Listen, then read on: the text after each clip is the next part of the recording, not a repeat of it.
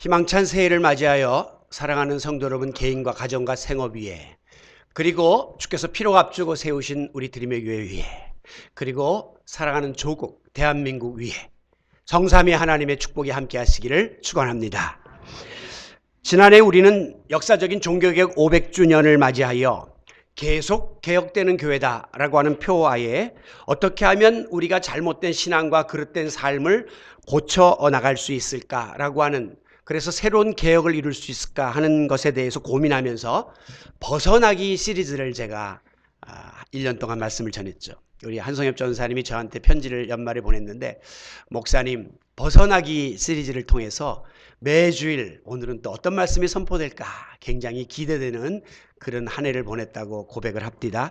가끔 그런 멘트를 알려줘야 목사님이 더 열심히 준비를 하게 되겠죠. 그런데 누누이 강조한 것처럼 개혁이라고 하는 게 그게 일시적으로 이렇게 단번에 거쳐서 이루어지는 것이 아닙니다. 계속해서 지속적으로 끝없이 계속되어야 할 것이 바로 리포밍 철치, 계속해서 개혁되어지는 현재 진행적 그런 우리의 사명이라고 볼 수가 있습니다.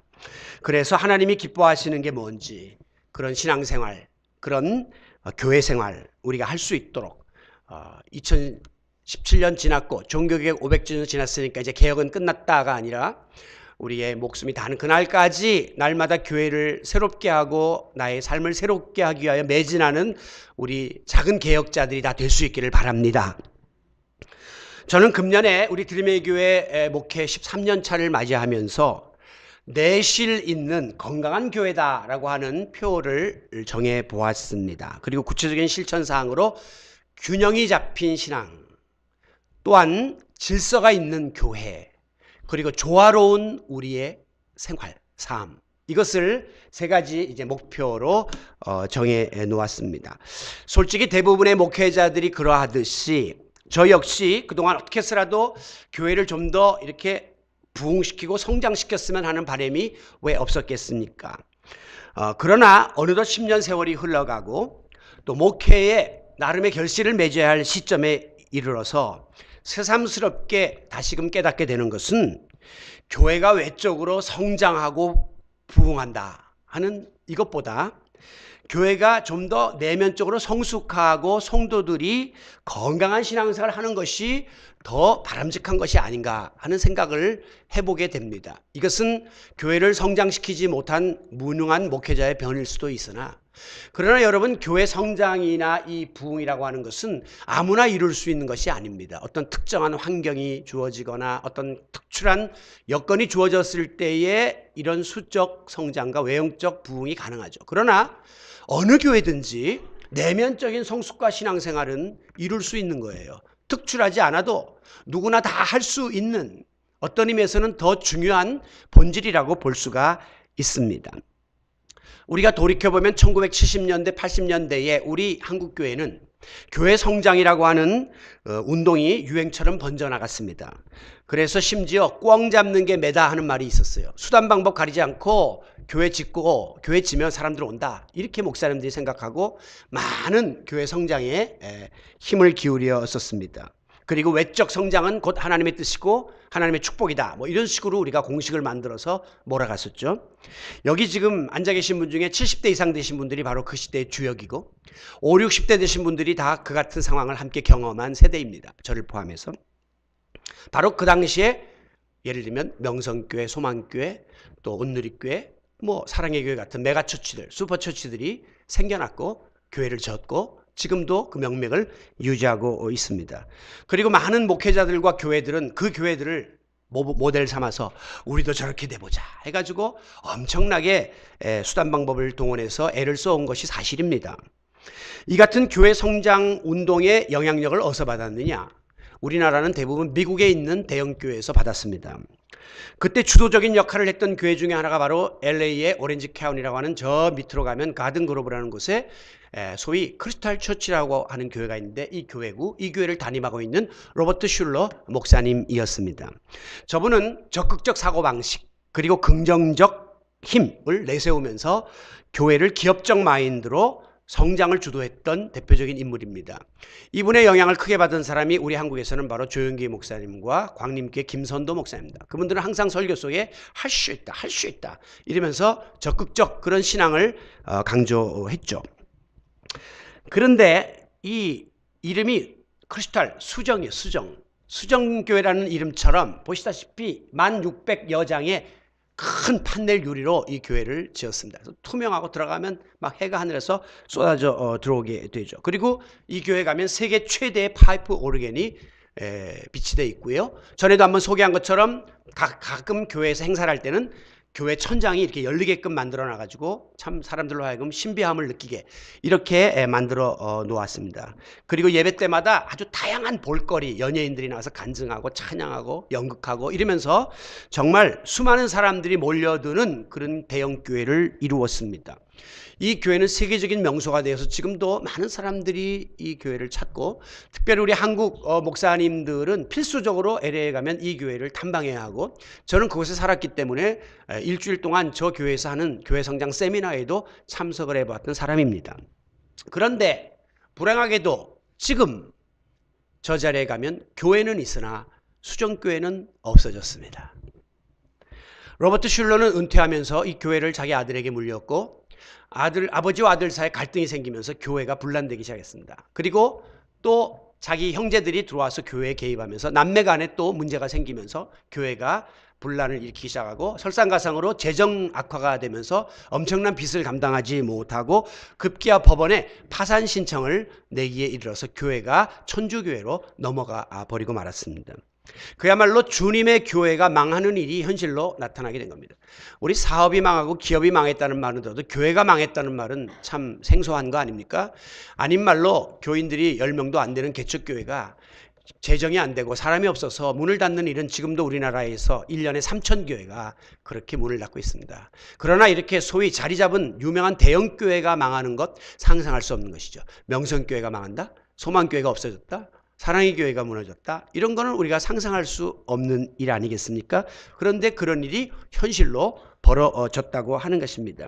번영신학, 그리고 성공신학에 눈이 어두웠던 이 교회는 저 엄청난 유리창들이 다 깨지듯이 교회가 금이 가고 마침내 무너져 내리고 말았습니다.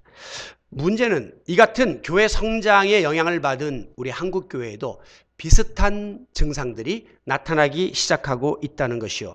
그리고 많은 교회들이 이 같은 교회 성장에 목을 매다가 중병에 걸려서 어려움을 겪고 있다고 하는 것입니다. 여러분, 교회가 망하는 일은 얼마든지 일어날 수 있습니다. 지금도 경매 사이트에 들어가 보면 많은 교회들이 매물로 나와 있는 것을 볼 수 있습니다. 심지어 플러스 교인 50명 덤으로 드립니다. 이렇게 해가지고 교인까지 몰아가지고 넘기는 이런 일들이 벌어지고 있습니다. 더 안타까운 것은 이런 교회 시설을 바로 신천지나 또 하나님의 교회 같은 이단들이 다 헐값에 접수를 하고 있다는 것이죠. 그래서 교회 십자가를 떼어버리고 자기들의 마크나 간판을 붙이는 참 비참한 일들이 벌어지고 있습니다. 죽어라고 교인들이 기도하면서 예수의 이름으로 하나님의 영광을 위하여 교회를 건축해 놓았더니 이건 웬걸 이단에게 조언을 시키는 일들이 벌어지고 있습니다. 이제라도 우리 한국교회 성도들은 정신을 바싹 차리고 교회가 외형적으로 커야 된다, 수가 많이 모여야 된다라고 하는 이런 기업적 마인드에서 벗어나야 합니다. 한 영혼이 교회입니다. 여러분 개인이 교회입니다. 여러분 한 사람이 바로 세워지고 우리 개인의 영혼이 성숙하고 건강해지는 것이 우리의 진정한 목표가 되어야 하는 것이죠. 이게 바로 신앙의 본질이고 교회의 본질입니다.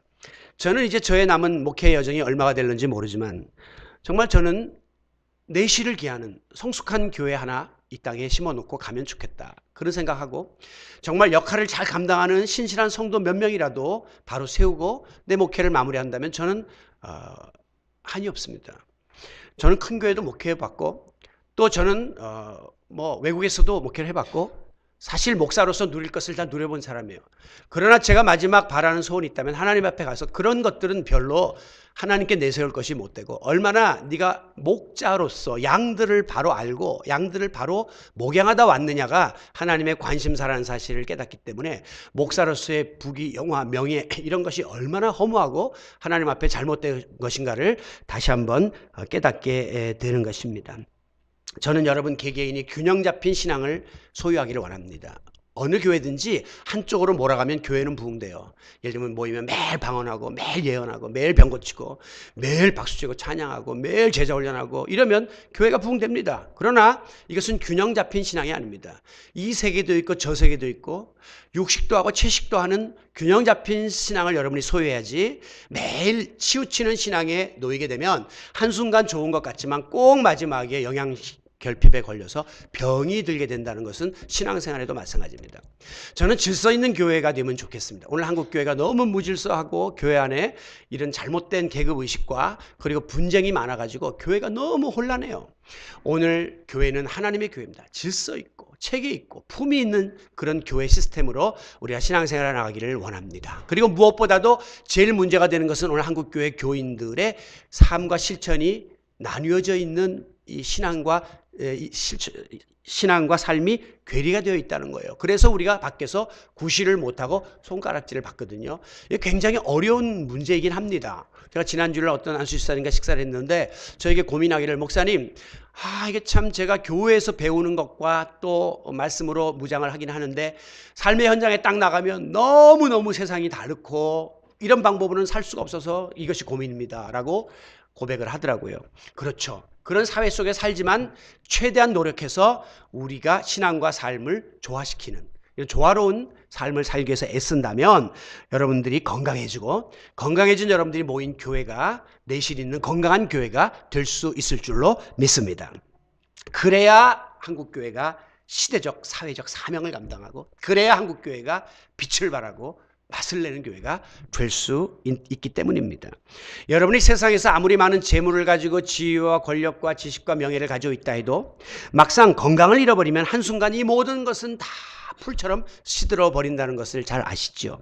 그래서 예수님은 마가복음 8장 36절에서 사람이 만일 온 천하를 얻고도 세상의 모든 것을 다 가졌다 해도 자기 목숨을 잃으면, 즉 건강을 잃어버리면 무슨 소용이 있겠느냐라고 반문하면서 여러분 개인의 삶이 굉장히 소중하다는 것을 가르쳐 주셨습니다. 여러분, 과거에 우리는 이렇게 그 큰 집 사고 또 좋은 차 사고 또 아이들에게 유산 많이 물려주고 이런 것이 굉장히 행복인 줄로 알았던 시절이 있었습니다. 그런데 요즘에는 어떻게 해서라도 내 한 몸 잘 옛날에는 나를 희생해서라도 그렇게 하는 것이 옳은 줄 알았지만 지금은 내 몸 잘 챙기는 것이, 그리고 건강하게 살다가 잘 가는 웰빙, 웰다잉의 개념이 자리 잡고 있는 것이죠. 그래서 몸에 좋다고 하면 뭐 온갖 좋은 것을 우리들이 다 찾아서 먹고, 또 좋다는 운동, 텔레비전에서 가르쳐주는 것 다 쫓아하면서 건강을 관리합니다. 그리고 우리나라 사람들처럼 OECD 국가 중에 이렇게 병원을 마음대로 다닐 수 있는, 저가에 다닐 수 있는 나라도 없기 때문에 툭 하면 병원 찾아가고, 그러다 보니까 우리가 다 고령화가 되어가지고 이렇게 싱싱하게 이렇게 오랫동안 사는 나라가 되었습니다. 그런데 건강하게 오래 살아야 되잖아요. 그래서 육신의 건강을 유지하는 방법이 뭘까 가만히 생각해 보니까 제일 중요한 게 정기적으로 자기의 건강을 체크하는 건강검진이 제일 중요합니다. 자, 놀라워요. 이 몸속을 다 들여다봐요. 이제 앞으로는 캡슐이 딱 먹으면 그게 들어가면서 암이 있는지 뭔지 다 찾아내고, 앞으로는 그런 것들을 또 가서 치료하는 시대가 온다니까 하여간 오래 살고 볼 일이에요. 그런데 중요한 것은 건강 과신하지 말고 정기적으로 체크를 하시란 말이에요. 조금 이상하면 이상하다 또 가서 보면 돼요. 자가 진단하지 마세요. 이게 내가 애를 너무 오래 안 와서 얘가 아플 거다. 내가 이것이 내가 지금 어제 뭘 이상한 걸 먹어서 이럴 거다. 그건 여러분 생각이고, 이 전체가 객관적으로 진단을 받을 수 있는 그런 시스템에 우리가 들어가야 되는 거예요. 그리고 일시적 치료를 하면 안 되고, 어떤 문제가 생기면 계속적으로 지속적으로 관리를 해나가야 하는 거예요.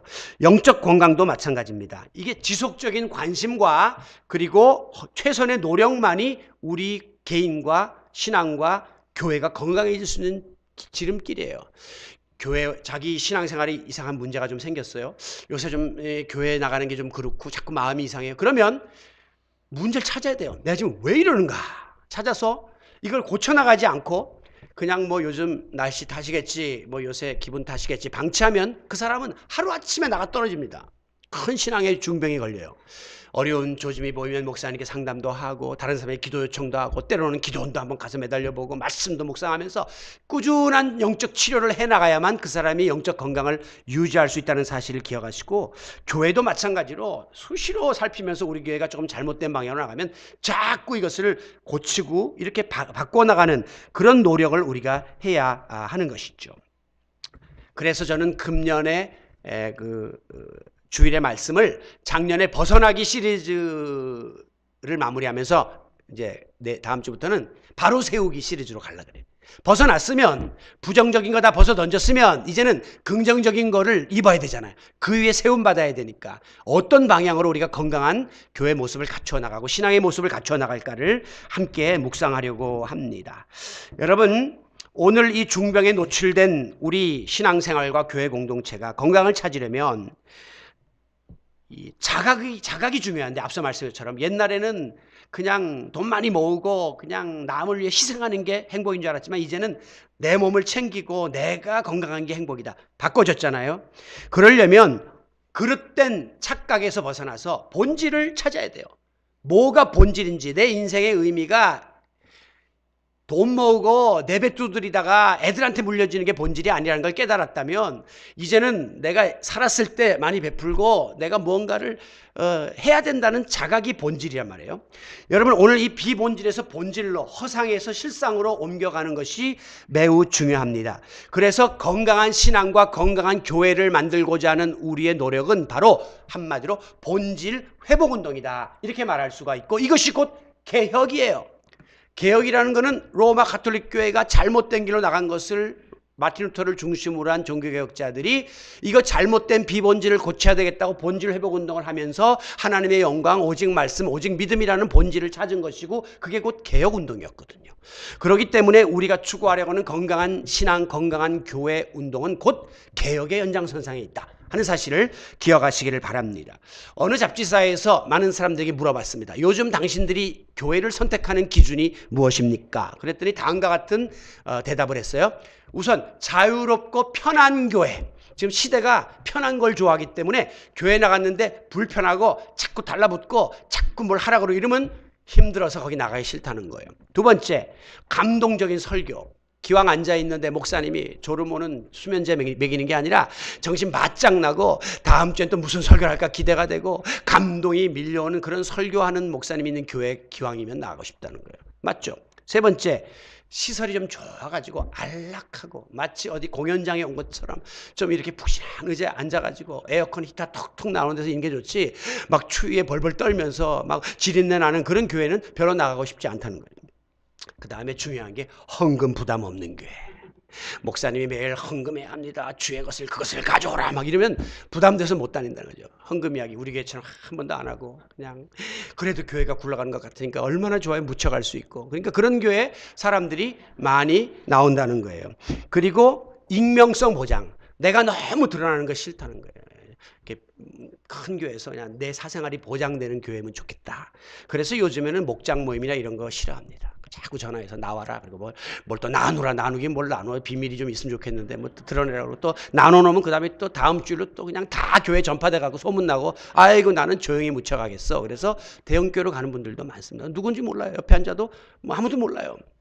그리고 교회가 같은 값이면 사회적 변화를 좀 주도하고, 너무 고리타분한 게 아니라 좀 이렇게 신선한 그런 교회면 좋겠다. 그리고 뭐 역시 아까 좋은 시설과 비슷하지만 분위기가 좀 세련돼서 교인들도 딱 보면 다 그래도 딱 차려입고 좀 괜찮은 격이 있는 사람들끼리 만나면 좋겠다. 여러분, 그래서 오늘 이런 교회는 다 대형 교회가 됐습니다. 가보세요.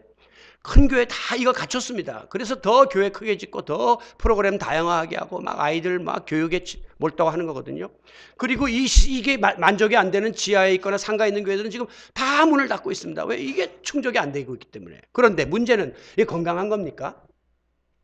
이게 자기 좋은 대로 자기 비유에 맞는 신앙생활을 하겠다는 거지 이게 본질적인 신앙을 추구하는 건 아니란 말이죠. 그렇기 때문에 큰 게 좋은 것 아니고 무조건 많다고 좋은 것이 아니라는 이유가 바로 여기에 있는 것입니다. 본질이라는 것은 원래 가지고 있는 기본적인 성질, 존재의 의미를 말하는 거예요. 음식점의 본질은 음식이 맛있는 거예요. 음식은 맛이 더럽게 없는데 자기 막 들어오는데 인테리어는 몇 억을 들여서 해놔봤자 사람들 한 번 가보고 분위기 좋아서 한 번은 가지만 맛없으면 음식점은 안 가는 거예요. 왜? 본질이 음식점은 맛있는 거예요.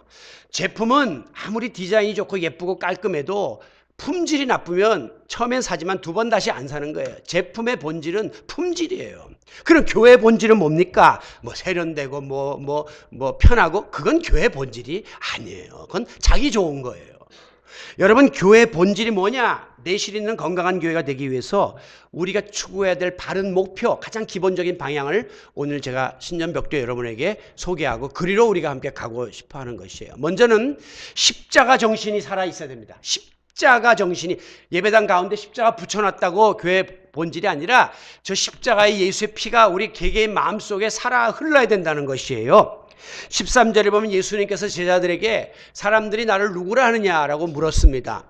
이 말씀의 의도는 사실상 이 제자들이 나에 대해서 뭐라고 알고 있는가를 한번 테스트해 보려고 하는 예수님의 최종 시험 관문이었습니다. 왜? 어떻게 이걸 알 수 있냐면 이제 사람들이 예레미야다, 엘리야다, 세례 요한이다 이럽니다. 너희는 누구라 하느냐? 예수님이 물었던 거는 사람들이 아니라 너희는 지금 나를 누구라고 고백하느냐거든요. 근데 베드로가 주는 그리스도 살아계신 하나님의 아들입니다. 정답을 맞췄거든요. 예수님 마음이 흡족했어요. 이 정도면 내가 이제 세상을 떠나가도 되겠구나. 그래서 오늘 본문 20절 끝나고 21절 딱 보면 예수님이 그날 이후로 비로소 제자들에게 말씀하시기를 내가 이제 예루살렘에 갈 텐데 십자가 지고 고난받을 거야. 그리고 내가 죽을 거야. 그리고 내가 살아날 거야. 그 말씀을 하시기 시작했어요. 그전에는 이 말 함부로 했다가는 다 도망가고 어려움이 있을 것 같으니까 기다리고 계시다가 이 말씀, 이 질문하고 답을 딱 들은 다음에 비로소 예수님이 입을 열어 당신의 십자가에 대해서 말을 하기 시작했습니다. 이제는 십자가에 대해서 그들이 받아들일 준비가 됐다고 생각하신 것이죠. 여러분 우리 기독교 신앙과 교회 본질의 중심에는 십자가가 서 있습니다. 십자가입니다. 한국교회가 지금 위기에 직면한 여러 가지 이유가 있지만 큰 이유 중에 하나는 교회와 복음의 본질인 예수의 피 묻은 십자가의 정신이 흐려졌어요. 십자가의 정신이 사라져가고 있기 때문입니다. 교회 건물에는 많은 십자가를 달고 교인들은 십자가를 목에 걸고 다니는 사람은 많으나 정작 그 속에 십자가의 정신이 사라졌기 때문에 교회가 힘을 잃어버리는 것입니다. 한 나라가 바로 서려면 경제가 부흥하고 군사력이 강해야 된다. 맞는 이야기죠. 그러나 그 속에 있는 국민들에게 민족 정신이 있고 나라를 사랑하는 정신이 바로 서야 나라가 사는 거예요. 우리나라가 그래서 지금 문제라는 거예요. 먹고 사는 거는 이만하면 괜찮아졌고 군사력도 이만하면 꽤 괜찮은 나라인데 문제는 이 나라를 짊어져야 될 젊은이들의 마음속에 애국 애족의 마음이 없고 이 나라는 헬조선 지옥 같은 나라고 떠나고 싶은 나라고 나하고 상관없는 아주 핫질의 나라다 이렇게 생각하는 마음들이 많기 때문에 아무리 경제력이 있고 군사력이 있어도 국민들 마음속에 애국심을 잃어버리면 이 나라는 하루아침에 무너지거나 하루아침에 먹히는 겁니다. 우리 젊은이들이요, 나라 사랑의 마음을 가져야 합니다. 나라가 있으므로 내가 있는 것입니다. 선조들이 하는 이야기, 기성세대가 하는 게 여러분 지금 수준과 눈에는 우습게 보이고 유치해 보여도 그들의 피가 있었고 눈물이 있었고 헌신이 있었기 때문에 오늘 이 엄청난 나라가 있다는 사실을 잊지 말고 애국의 마음을 품으세요. 그리스도인들도 마찬가지입니다. 우리가 지금 교회 건물 껍데기 붙잡고 여러분 직분 껍데기 붙잡고 신앙생활하는 거 아니잖아요. 여기 나와서 무슨 인간관계 하려고 나온 거 아니잖아요. 교회는 예수의 십자가가 바로 세워져 있어야 됩니다.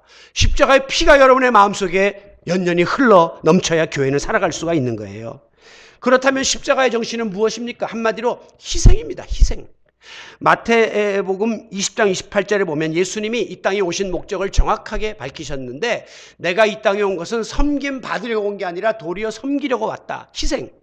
그리고 내 목숨을 많은 사람의 대속물로 주려고 왔다. 희생. 그런데 오늘 우리는 교회에 와서 은혜도 받고 축복도 받고 내 이기적인 모든 욕구도 충족받고 받으려고만 하지 희생하고 헌신하고 봉사하는 사람들이 없어지는 거예요. 예수의 십자가 정신이 없습니다. 예수님은 오늘 본문 뒤에 24절에서 뭐라고 했습니까? 누구든지 나를 따라오려거든 자기를 부인하고 자기 십자가 지고 따르라 이렇게 말씀했는데, 오늘 많은 교인들은 교회에서 십자가를 지는 일이 힘드니까 십자가에 올라타갖고 영광을 받고 누리려고만 하지 섬기려는 사람이 없는 거예요.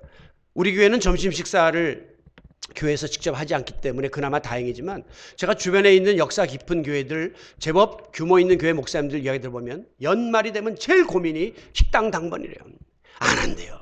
옛날에 우리 권사님들 7, 80 잡순 분들 지금 기억납니다. 새벽부터 와서 쌀 씻고 그게 사명이에요. 그분들은 막. 그런데 지금 젊은 권사님들 이런 분들은 손 하나 까딱 안 하려고 하고 무슨 밥을 먹냐고 그거 안 한다고 이러면서 교회 식당이 문을 닫게 되겠어요. 시설 있으면 뭐합니까? 일꾼이 없는데요. 십자가를 짊어지려고 하는 사람이 없는데 그거 되겠습니까? 저는 우리 교회에 참 이런 희생적인 마음을 가진 분들이 많은 것을 참 감사하게 생각합니다. 교회 와서 청소 당번도 계속 하시고 꽃거시도 하시고 또 안내 주차, 오늘 아침에도 어떤 분은 목사님 내가 너무 아파서 지금 못 나갈 것 같아요. 그러나 주일 첫 주일부터 빠지기 싫어 내가 죽더라도 나갈게요. 너무 감사합니다. 장로님은 또 저를 데리러 또 아침 일찍부터 또 오셔서 차를 시동을 걸고 기다리고 계시고 따뜻하게 해주시고, 오시면 또 와서 교인들이 격려해주고 등 두드려주시고, 야, 참 그래도 감사하다 행복하다 그런 생각을 하는데, 이제 만약에 여러분들이 저 못해요 목사님 저 안 돼요, 못해는 주로 모태신앙 하는 사람들이 그래요. 저 못해요 못해 이렇게 시작하면 그때는 진짜 목사님도 힘 빠지고 교회가 다 비실비실 말라버리게 되고 영양실조에 걸리게 되고 마는데, 오늘 한국교회가 이 희생을 잃어버리고 있다고 하는 것입니다. 여러분, 교회가 본질을 잃어버리고 희생을 잃어버리면 교회는 그냥 세상 집단 똑같아져요. 세상 사람들이 그러지 않습니까? 빼먹을 것만 빼먹고 자기 좋은 것만. 교회가 똑같아진다는 것입니다. 예수님의 십자가 희생이 있었기에 저와 여러분은 오늘 구원받았습니다. 우리 믿음의 선조들의 순교의 희생이 있었기에 오늘 복음이 전파되어 오늘 우리는 예수 믿는 주의 백성이 되었습니다. 그러므로 십자가는 기독교 신앙과 복음의 본질입니다. 오늘 이 십자가의 정신이 퇴색되는 만큼 교회는 생명력을 잃게 될 것입니다. 우리 모두 예수의 십자가의 정신을 회복하고 십자가 중심의 교회로 우뚝 세움받는 건강한 교회가 되시기를 바랍니다. 두 번째, 교회는 바른 신앙 고백 위에 세워져야 해요. 오늘 15절에서 예수님이 너희는 그러면 나를 누구라 하느냐 그랬더니 나서기 좋아하던 베드로가 주는 그리스도시요 살아계신 하나님의 아들입니다. 정말 정답을 이렇게 정확하게 표현할 수가 없었습니다. 그러자 예수님께서 18절에 말씀하시기를 너는 베드로라 내가 이 반석 위에 교회를 세우겠다 그랬어요. 반석, 개발하는 베드로라는 이름이 반석이라는 뜻입니다. 그러니까 가톨릭 교회에서는 그러면 베드로 위에다가 교회를 세우는 거니까 베드로가 로마 일대 교황으로 자리 잡게 된 거예요. 그래서 베드로를 숭상해요. 지금도 거기 성 베드로 성당에 가보면 베드로 동상이 있는데 베드로 동상 발바닥 밑이 그냥 반질반질합니다. 왜? 오는 사람마다 거기를 만지고 키스를 하고 베드로를 성인으로 모시는 거예요. 그런데 이 말의 뜻은 반석 위에 교회를 세운다는 것은 베드로 인간에게 세운다는 게 아니에요. 왜? 베드로는 이런 고백하고 나서 나중에 예수님에게 사탄아 뒤로 물러가라 그랬어요. 예수님 3번 부인했어요. 그런 사람한테 어떻게 교회를 세웁니까? 교회를 맡깁니까? 그 베드로한테 한 게 아니라 베드로 네가 방금 했던 그 신앙 고백 그 위에다 내가 근거하여 교회를 세우겠다라고 말씀하신 것입니다. 그러므로 교회가 감당해야 될 사명 중에 가장 기초가 되는 역할은 하나님과 여러분 성도 사이를 만남을 주선하는 거예요. 우리 목사가 누구냐? 중매쟁이에요.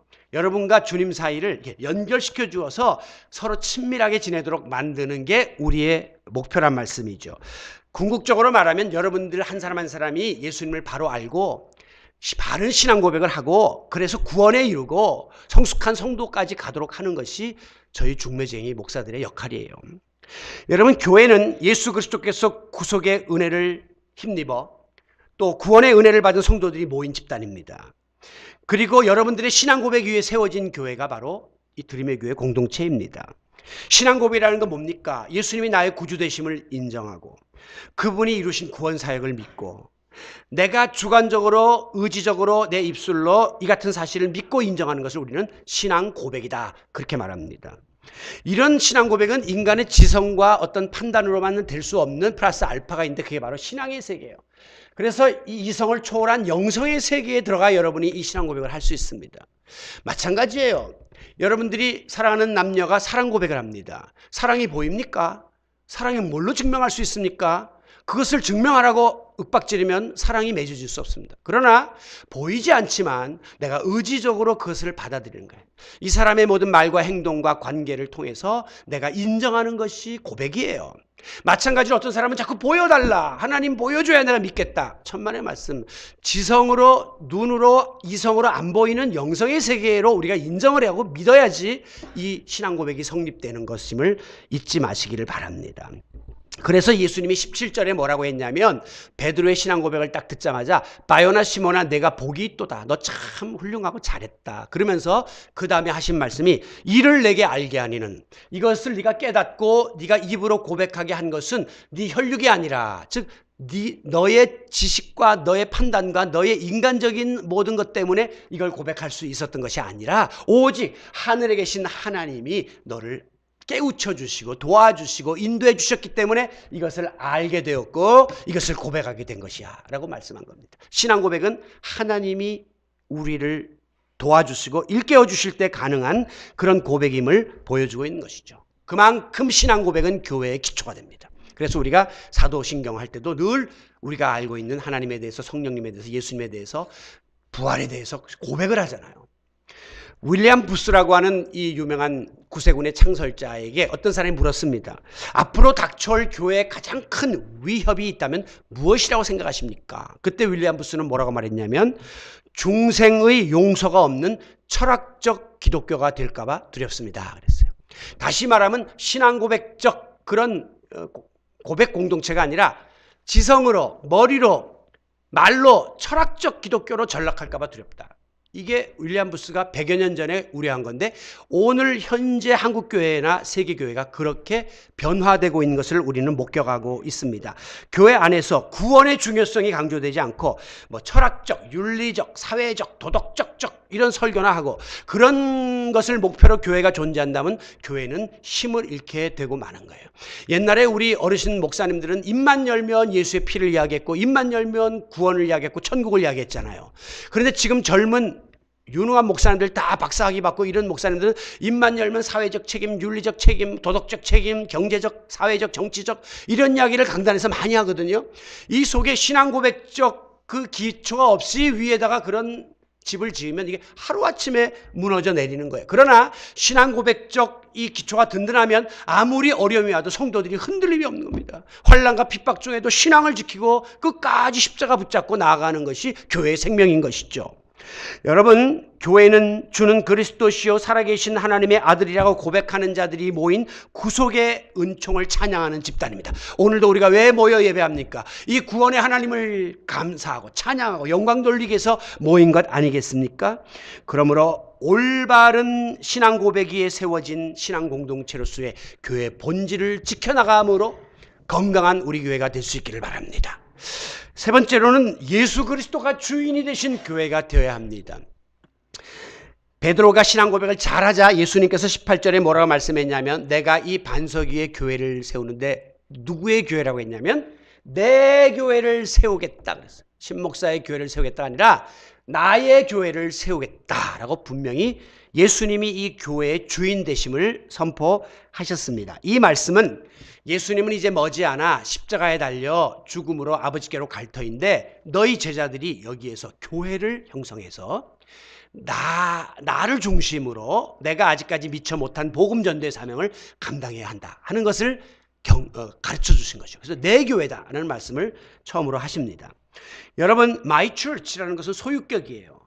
예수님이 교회의 머리이시다. 이 교회를 잘 모르는 사람들은 야 교회는 그 교회 뭐 목사나 장로들이 다 한다며 그 사람들 거라며 아니죠. 이거는 잘 모르는 사람들이 하는 소리지만 저는 그런 말을 들을 때마다 얼마나 우리가 잘못 보였으면 그런 말을 할까 하는 생각을 합니다. 왜? 어떤 분들은 야 나 이번에 장로 돼. 그럼 친구들이 야 너 되게 높아지는구나. 높아져. 가운도 있고 강대상에도 올라가고 성찬식도 하고 내가 교회를 좌지우지할 수 있는 당회원이 되어가지고 내가 굉장히 파워가 주어지는 거야. 이런 식으로 나가서 이야기를 한 거예요. 야 너 높아졌구나. 아니 장로는 종이야. 종 중에 왕종이야. 난 이제 죽었어. 난 이제 밖에 놀러도 못 다녀. 더 교회 가야 되고 헌금도 더 많이 내야 돼. 난 이제 모범이 돼야 되거든. 너랑 좋아하던 술자리도 이제 그만 못하게 됐어. 미안해. 이것이 그들에게 전해져야 되는데 그걸 잘못한 거예요. 왜 교회 주인을 목사랍니까? 소위 교회를 개척하고 큰 교회를 일으킨 목사들이 막 마음대로 재정을 전행하고 자기 마음대로 왕국을 일으키니까 사람들이 저 사람 교회 아니냐 이렇게 말한 거 아니겠습니까? 오늘 세상이나 사회 집단, 학교나 병원이나 무슨 이 기업체는 사람이 임으로 세우기도 하고 사람이 소유권을 갖고 사람이 지배권을 가질 수 있습니다. 그러나 교회는 아무리 여러 사람이 세웠다 할지라도 주인은 하나님이요 성령의 역사에서 세워진 것이기 때문에 절대 사람들에 의해서 지배받거나 좌지우지되어서는 안 되고 그렇게 하려고 덤벼들어서도 안 됩니다. 그것은 하나님의 주권에 대한 도전 행위이기 때문입니다. 저는 누누이 말씀드리지만 섬기는 것 섬기다가 때 되면 바람과 함께 사라질 것입니다. 어떠한 요구도 어떠한 권한도 저는 요구하지 않을 것입니다. 여기는 하나님의 교회입니다. 만약에 그거 어기면 이거 녹음했다가 저한테 들이대세요. 당신 그런다 그러고 왜 변심했냐. 오늘 여기서부터 우리 목사들이 무너지기 때문에 한국교회가 이렇게 사유화되고 어려움을 경험하는 것입니다. 여러분 교회는 여러 교회가 있을 수 있고 교회가 추구하는 목표와 그 교회가 생겨난 동기와 구성원들은 다양할 수 있으나 머리는 우리 주님이시다. 우리 주님의 교회다라는 마음을 가지면 겸손해지고 함부로 경거망동하지 않고 주님의 몸된 교회 아프한을 왜 우리가 하겠습니까?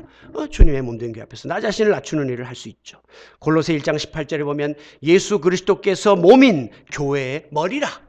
예수님이 이 교회의 머리다 그랬어요. 그리고 그가 근본이시다. 근본이라는 건 그분께로부터 모든 게 출발되고 그분에게 모든 게 간다는 거예요.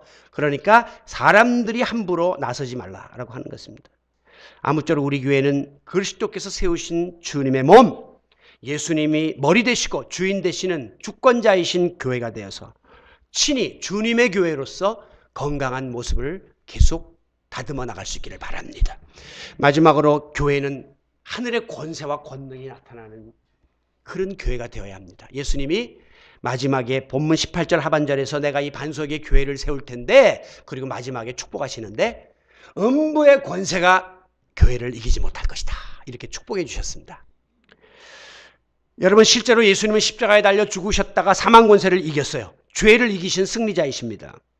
그러므로 그가 머리 되는 주님의 교회는 아무리 세상 권세가 우리를 억압하고 죄의 권세가 공격하고 사탄의 권세가 준동하고 또한 심지어 세상의 권력이 우리 교회를 억압하려 덤벼든다 할지라도 절대 우리는 흔들림이 없고 넘어짐이 없는 것이죠. 왜? 하늘의 권세를 지녔고 우리는 하늘의 권능을 지닌 자들이기 때문입니다.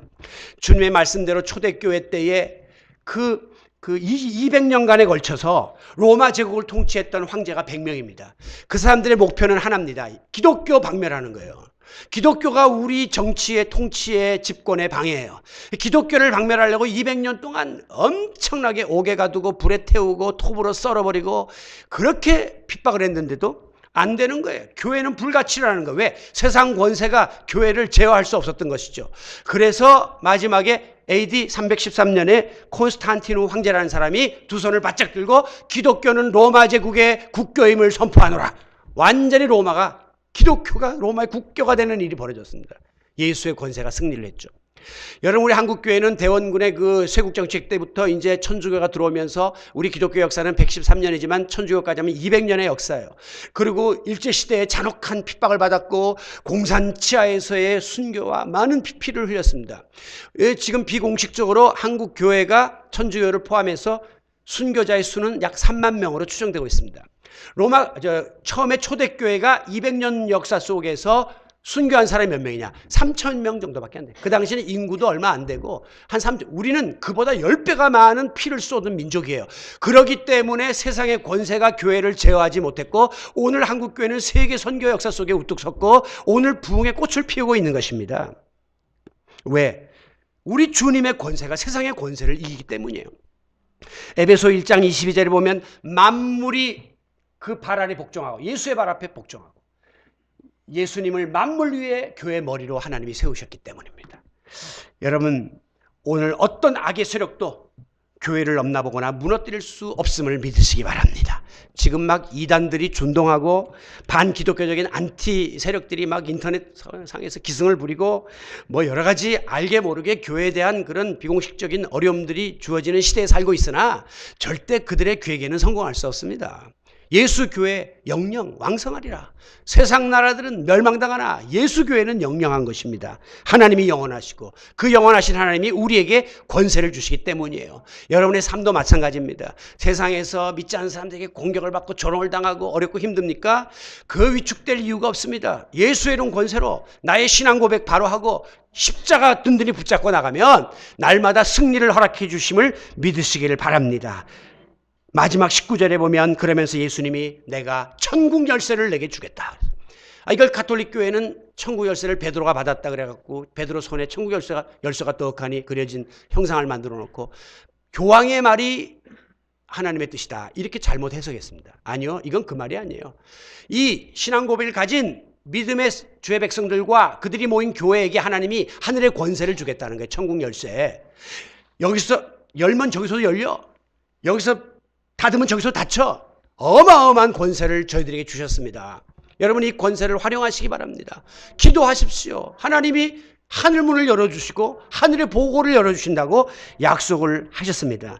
오늘 악이 득세하고 사탄의 저항이 극에 달하고 이 세속화의 물결이 도도히 교회와 성도들을 좀먹는 이 시대 속에서도 하늘의 권세와 능력으로 무장하면 우리는 시대를 변화시키고 세상을 변화시키고 세상에 영향력을 끼치는 건강한 교회로 자리매김을 할 수 있게 될 줄로 믿습니다. 말씀을 마칩니다. 우리는 금년 안에 내실 있는 건강한 교회가 되기를 소망합니다. 이 일을 위해서 교회를 병들게 만들었던 온갖 비본질적인 요소들, 세상적인 도전, 유혹들을 과감하게 벗어나서 하나님이 가르쳐 주신 예수님이 원하시는 본질적인 교회의 모습을 지켜나가기 위해서 계속해서 개혁되어 나아가고 노력해 나가야 할 것입니다. 이를 위하여 우리는 예수의 십자가 정신으로 무장을 합시다. 그리고 바른 신앙 고백 위에 세움받고 그 어떤 사람의 생각과 사조가 교회를 흔들지 못하도록 해야 합니다. 그리고 예수님을 주인 삼아서 주님의 뜻이 이루어지는 교회가 되도록 합시다. 그리고 하나님이 주시는 권세와 권능으로 담대하게 우리 앞에 있는 이 산지를 내게 주소서라고 힘있게 달려나가는 2018년 한 해가 될 수 있기를 교회 머리 되시는 예수 그리스도의 이름으로 축원합니다.